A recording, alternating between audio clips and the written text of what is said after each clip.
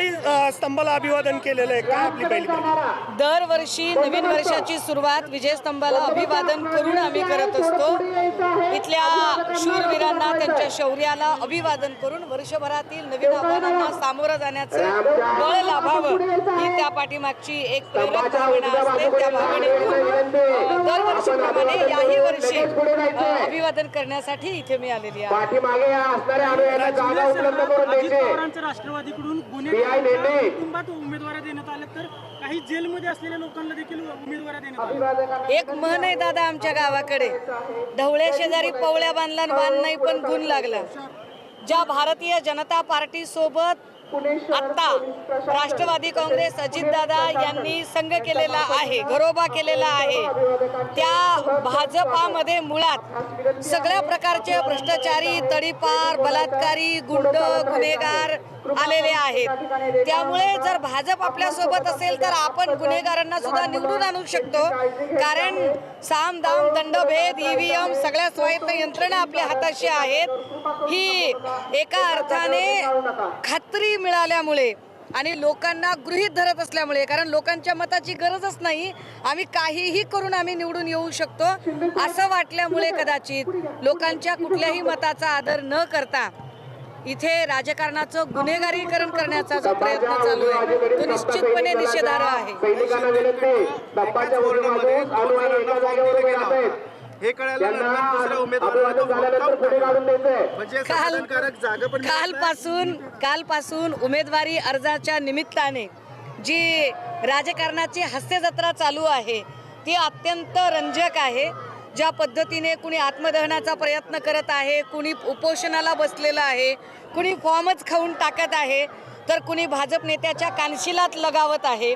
हे सगळं जर बघितलं तर मला एकच गोष्ट जाणवते, ती म्हणजे भाजप फुटीच्या उंबरठ्यावर आहे। कारण काँग्रेस जेव्हा खूप ताकदवर झाली आणि काँग्रेसमधल्या अनेक लोकांना त्यांच्या महत्वाकांक्षेला दुबारे फुटायला लागले तेव्हा काँग्रेसमधनंच हे सगळे पक्ष बाहेर पडले होते। जनता दल असेल किंवा आत्ताचा भारतीय जनता पार्टी असेल, हे सगळे काँग्रेसमधनं बाहेर पडलेले पक्ष आता भविष्यात सुद्धा भारतीय जनता पार्टी ही फुटीच्या उंबरठ्यावर आहे। त्या फुटीची ही पहिली जी काही लक्षणं आहेत ती लक्षणं या इलेक्शनच्या निमित्ताने दिसत आहेत।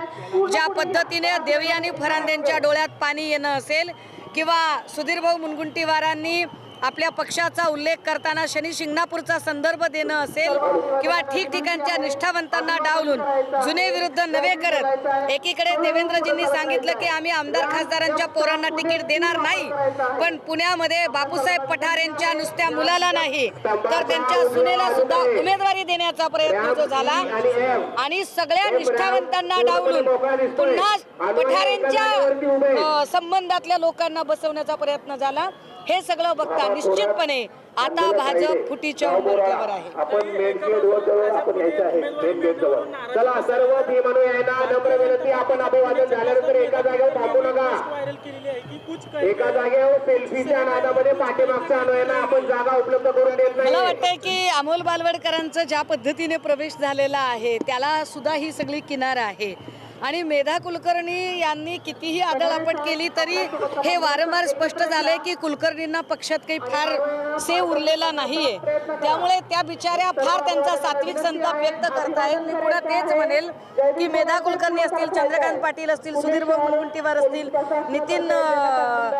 विनोद तावडे जी असतील, ह्या सगळ्या लोकांमध्ये आता देवयानी फरांदेंची त्याच्यात अजून भर पडली, सीमा हिरेंची भर पडली, ही सगळी जर नावं बघितली तर हे सगळे निष्ठावंत जुने विरुद्ध आयाराम आलेले नवे यांच्यामधला संघर्ष बघता निश्चितपणे फार दूर नाही तो दिवस जेव्हा भाजपच्या ठिकऱ्या उडालेल्या असतील। मुंबईमध्ये तुमच्याच पक्षाचा असं एक काय व्हिज्युअल पाहायला मिळाले ज्यामध्ये पोस्टर्स फाडण्यात आले उमेदवारी न मिळाल्यामुळे, म्हणजे परिस्थिती फक्त तिथेच नाही तुमच्या गटात पण थोडी अशी फार माझ्या शिवसेना उद्धव बाळासाहेब ठाकरे पक्षाचा बॅनर फाडतानाची जी दृश्य दाखवली गेली आणि ज्याच्यामध्ये एक पुरुष आणि एक महिला बॅनर फाडत आहे त्याच्या संबंधाने आम्ही ती सगळी माहिती घेतली। ही माणसं ही आमच्या पक्षाची माणसं नाहीत आणि या दोघांवरही रीतसर FIR दाखल झालेली आहे आणि या लोकांनी हे कृत्य का केलं या संबंधाने सुद्धा चौकशी चालू आहे। ताई पिंपरी चिंचवडमध्ये जर आपण पाहिलं तर प्रभाग क्रमांक 2 मध्ये छाननीच्या वेळी अनेक आरोप प्रत्यारोप झाले.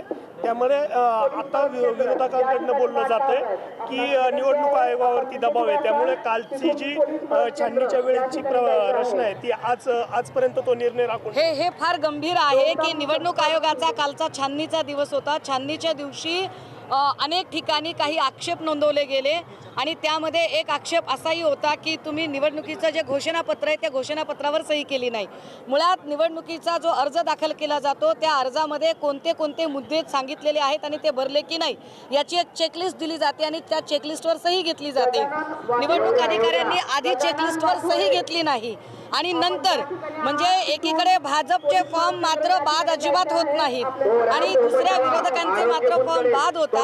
निवडणूक आयोगावर काम करणारे अनेक निवडणूक निर्णय अधिकारी नाव न जाहीर करण्याच्या अटीवर खाजगीमध्ये सांगत आहेत की आम्हाला वरून फोन येत आहेत की विरोधकांचे फॉर्म काही करून बाद करा आणि हे अत्यंत घातक आहे, हे स्फोटक आहे, हे लोकशाहीबद्दल अधिकाधिक चिंता निर्माण करणार आहे. एबी फॉर्म देण्यामध्ये शेवटपर्यंत एबी फॉर्म देण्यासाठी लागला. त्यामध्ये भाजप आणि शिंदेच्या शिवसेनेलाही फटका पिंपरी चिंचवडमध्ये बसलेला आहे. मध्ये घ्या सांगतात पोलिसांना झापतात गुन्हेगारी वाढती म्हणून आणि दुसऱ्या बाजूला गुन्हेगारांनाच उमेदवारी दिली जाते. मला असं वाटतं की पुण्यातले जे पोलीस आहेत या पोलिसांनी नेमकं काय करावं हा प्रश्न निर्माण झाला.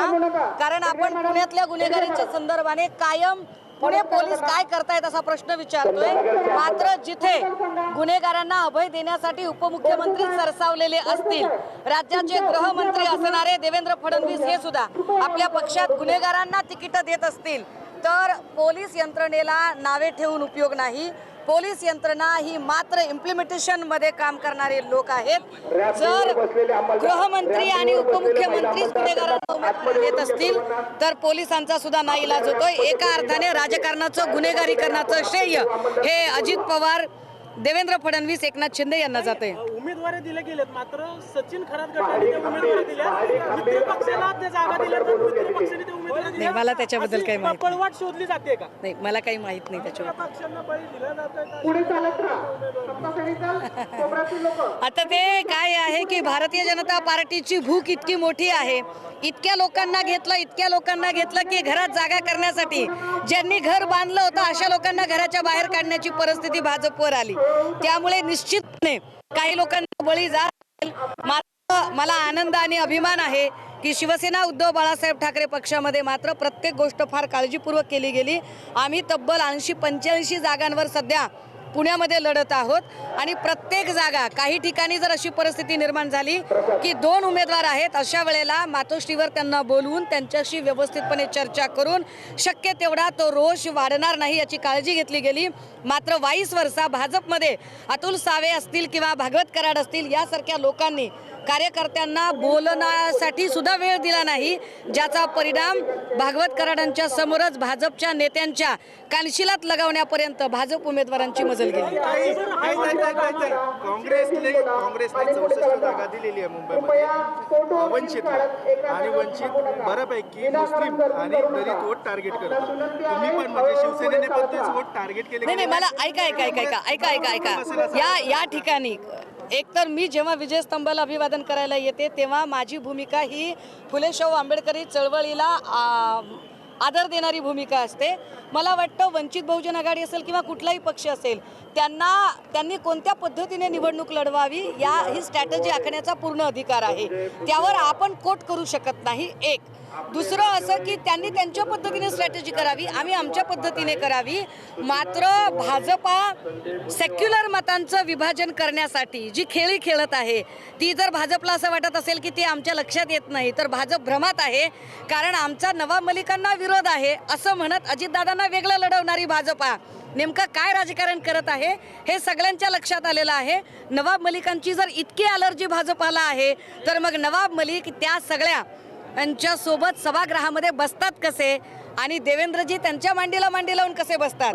त्यामुळे राज्याचं गृहमंत्रीपद भूषवणाऱ्या देवेंद्रजींनी आधी आपण काय आहोत हे एकदा स्वतःला बघितलं पाहिजे. आपल्या समोर जे लोक रॅप पूर्ण मोकळा आहे. आणि मनसेचे उमेदवार आहेत, मनसेचा प्रचार करणार आहे. मी आता पुन्हा एकदा मला वाटतं एक चांगली ओळ नवीन वर्षात सांगितली पाहिजे.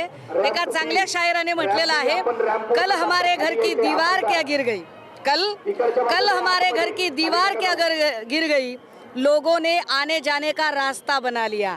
भैया अब हमने वो दीवार फिर से नए सिरे से बहुत पुख्ते तरीके से मजबूती से जोड़ दिए है और नए साल में पूरे गिले शिकवे हम सारे भूल कर फिर इकट्ठे आए हैं. नवीन वर्षाच्या निमित्ताने मी मनसे प्रमुख राज साहेब आणि त्यांच्या संपूर्ण कुटुंबियांना शुभेच्छा देते. एका शाखा प्रमुखाने एका जागेवर थांबायचं नाही. शाखा प्रमुख आहे, त्यांनी पत्र पाठवलं आणि जागा कमी भेटल्यात म्हणून पुण्यात ठाकरेंची सेना जी आहे ती काँग्रेसला विकल्याचा आरोप केला. असेल त्यांचं काही म्हणणं असेल तर नक्की समजून घेतलं जाईल.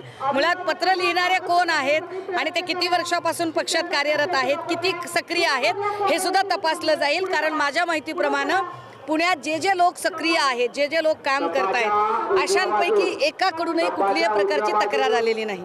एका जागेवर